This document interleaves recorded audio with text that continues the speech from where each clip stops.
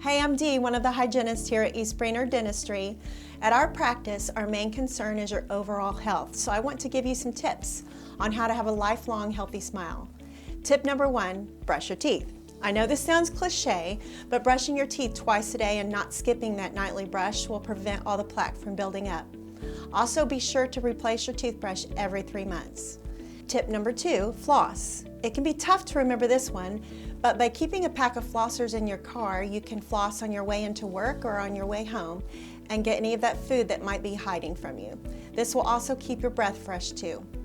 And tip number 3, visit us at least twice a year for regular cleanings so we can help you maintain a stunning smile.